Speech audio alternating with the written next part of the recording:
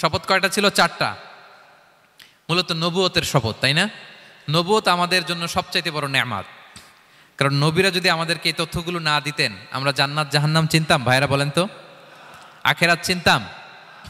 এই যে আখেরাত হবে, পুলসিরাত হবে, day of judgment, day of accountability, আল্লাহর সুপ্রিম কোর্টের কাঠ গড়ায় পাই টু পাই হিসাব দিতে হবে, নবীরা না এসে বললে আমরা এত বুঝতাম না। নবীরা জান্নাত জাহান্নাম চিনিয়েছে, আল্লাহর বিশদ পরিচয় আমাদের সামনে তুলে ধরেছে, মাথা থেকে পা পর্যন্ত। আমি তো দু একটার কথা বললাম, চোখ, নাক, কান, আপনি একটা একটা করে যদি ধরেন, আমাদের হেয়ারিং সিস্টেম কিভাবে কাজ করে, হেয়ারিং নার্ভ কিভাবে কাজ করে, আমাদের সেন্সেশন কিভাবে কাজ করে, আমাদের ব্রেন কিভাবে কাজ করে। আমাদের এক একজনের ব্রেন 1.5 কেজি ওজন, 3 পাউন্ডের মতো একটা সুস্থ মানুষের অ্যাভারেজ ব্রেনের ওজন। এই ব্রেনের মেমোরি হচ্ছে 2.5 মিলিয়ন গিগাবাইট। আপনার মোবাইলে স্পেস কত বলেন, মেমোরি কত? হ্যাঁ, 512 জিবি। আর আমার আর আপনার ব্রেইনের যে মেমোরি, এই মেমোরি হচ্ছে 2.5 মিলিয়ন গিগাবাইটস। আল্লাহ, এই যে প্রতি মুহূর্তে আমাদের নিউরন কানেক্টিভিটি হচ্ছে, ব্রেনের স্নায়ুগুলোর যত কানেক্টিভিটি হয়, যত আমরা চিন্তা করে ব্রেনকে খাটাই, নতুন নতুন জিনিস আমরা তৈরি করতে পারি। এবং এমনভাবে আল্লাহ তাআলা এমন সফিস্টিকেটেড ব্রেইন আল্লাহ মানুষকে দিয়েছে, মানুষ পারে না এমন কিছু নাই। মানুষ যা কল্পনা করতে পারে, মানুষ তা করে দেখাতে পারে। এজন্য আমাদের কল্পনার জানালাটাকে বড় করতে হবে। আই রিপিট, মানুষ যা কল্পনা করতে পারে, ইমাজিন করতে পারে, সেটা মানুষ করে দেখাতে পারে। ওই ক্যাপাসিটি দিয়ে আল্লাহ তাআলা মানুষকে তৈরি করেছেন। সুবহানাল্লাহ, সুবহানাল্লাহ।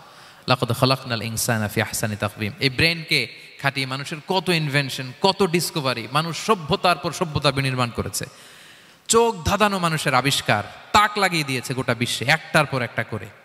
আল্লাহ এমনভাবে মানুষকে তিনি তৈরি করেছেন। লাকাদ খালাকনাল ইনসানা ফি আহসানি তাকওয়িম। চমৎকার অবয়বে, তার দৈহিক অবয়ব যেমনি সুন্দর, তার বুদ্ধিগত, তার চিন্তাগত, তার ইন্টেলেক্ট, এটাও তেমন সুন্দর, এটাও তেমন চমৎকার।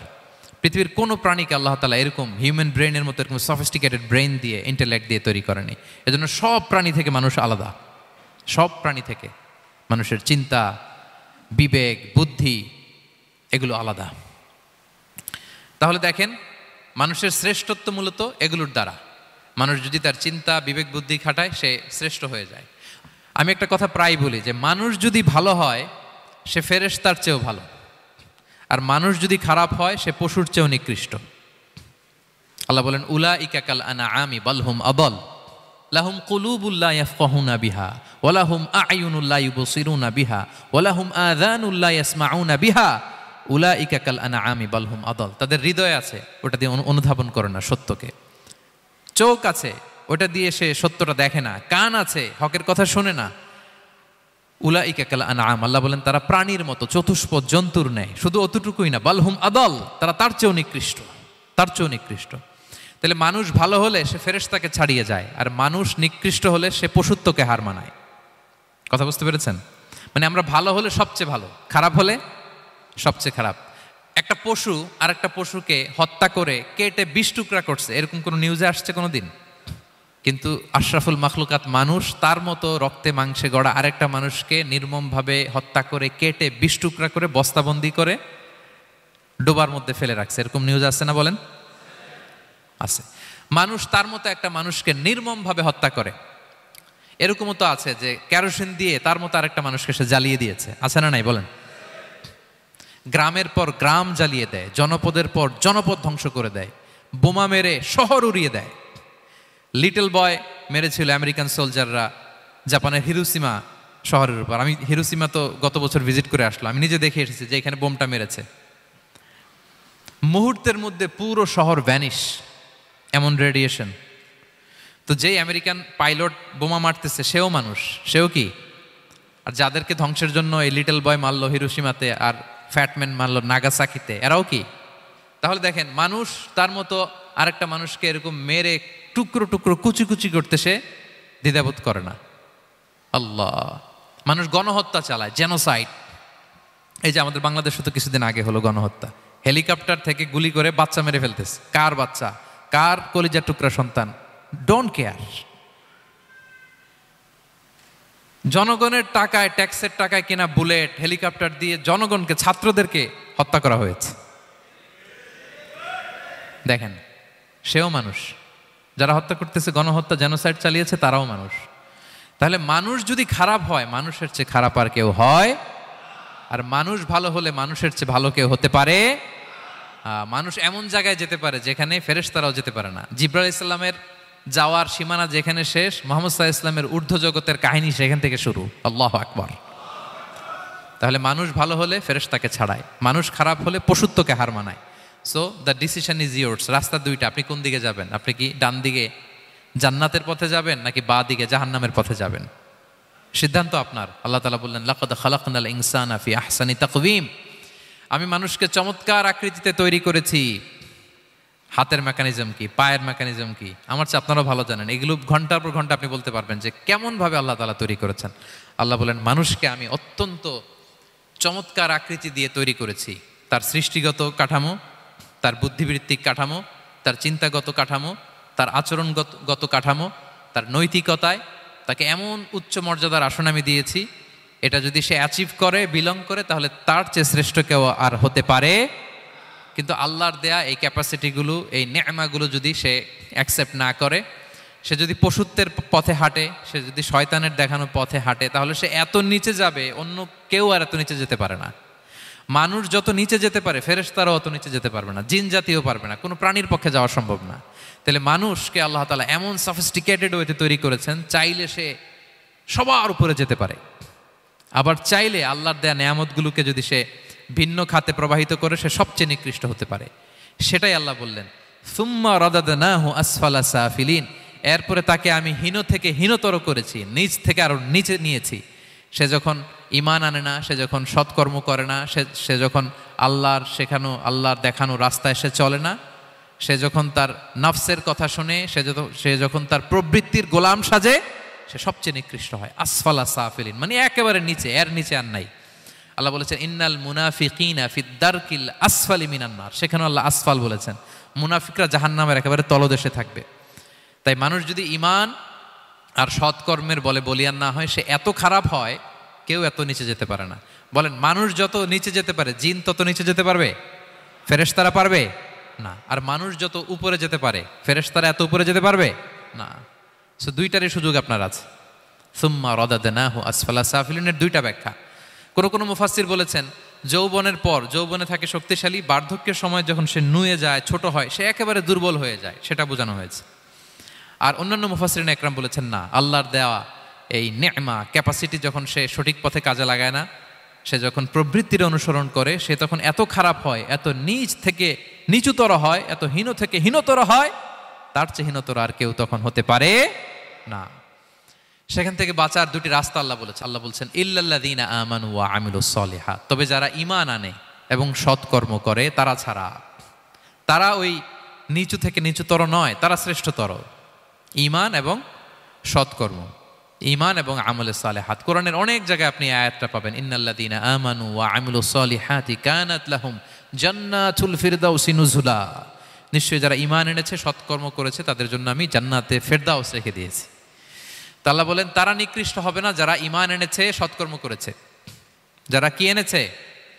ঈমান। আর কি করেছে? সৎকর্ম করেছে। ইল্লাল্লাযীনা আমানু, যারা ঈমান এনেছে, সৎকর্ম করেছে, ফালাহুম আজরুন গায়রু মামনুন, তাদের জন্য রয়েছে অফুরন্ত পুরস্কার, মানে জান্নাত। তাদের জন্য কি? ওই জান্নাতে যেতে আমরা চাই কি চাই না বলেন? রাস্তা কয়টা? এটা চলে গেছে ডান দিকে, এটার গন্তব্য হচ্ছে ডেস্টিনেশন জান্নাতুল ফেরদাউস।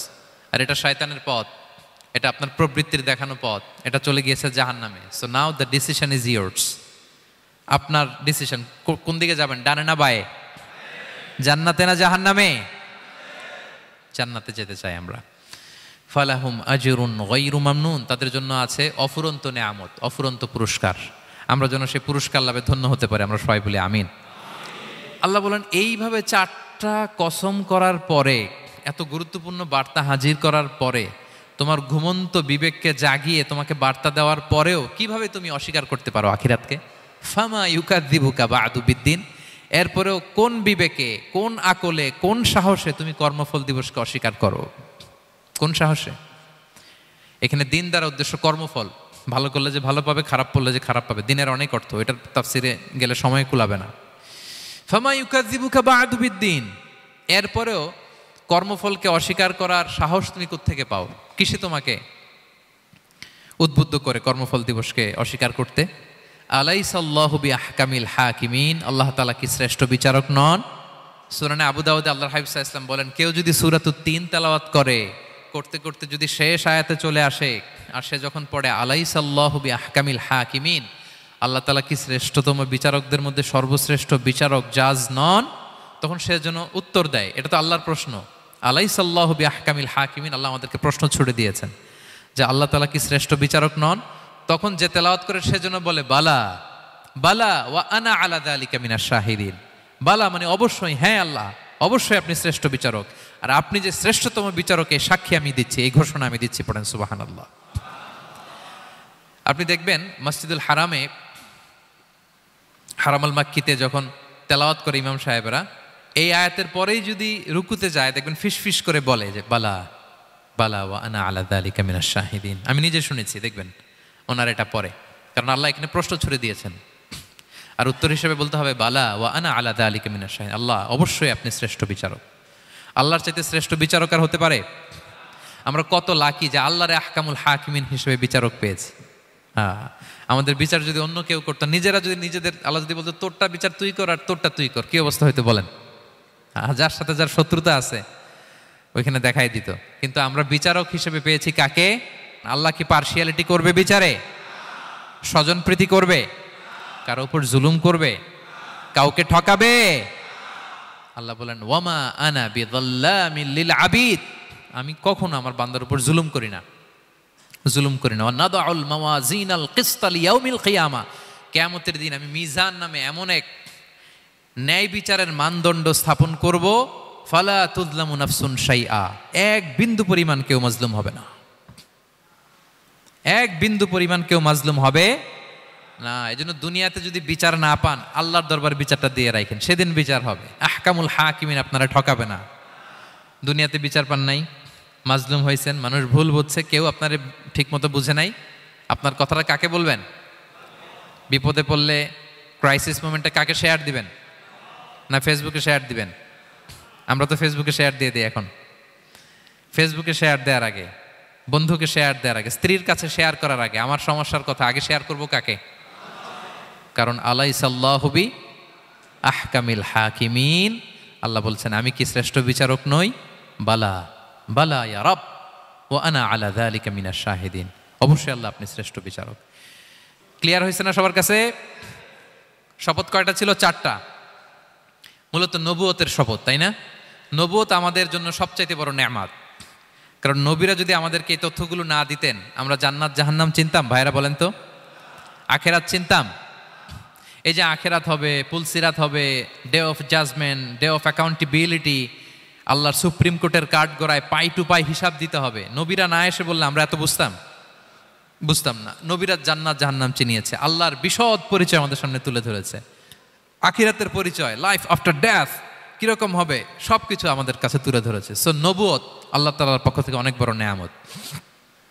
2 নম্বর নেয়ামত হচ্ছে আল্লাহ তাআলা আমাদেরকে যে ক্যাপাসিটি দিয়েছে, বুদ্ধিমত্তা, ইন্টেলেক্ট, বিচার বিশ্লেষণ, যেটা দিয়ে আমরা অন্যান্য সব প্রাণী থেকে আলাদা, এটাও আল্লাহর বড় নেয়ামত। এই নেয়ামতের শুকরিয়া যেন আমরা করি। এবং আমি যেটা বলেছি, মানুষ যেটা কল্পনা করতে পারে সেটা সে করেও দেখাতে পারে। সো আল্লাহ তাআলা যাকে যেই কোয়ালিটি দিয়েছে, ক্যাপাসিটি দিয়েছে, আমরা যেন এই নেয়ামতের শুকরিয়া করি। নেয়ামতের শুকরিয়া করলে এই নেয়ামত দেওয়ার ধারাবাহিকতা এটা বাড়িয়ে দেয় কে?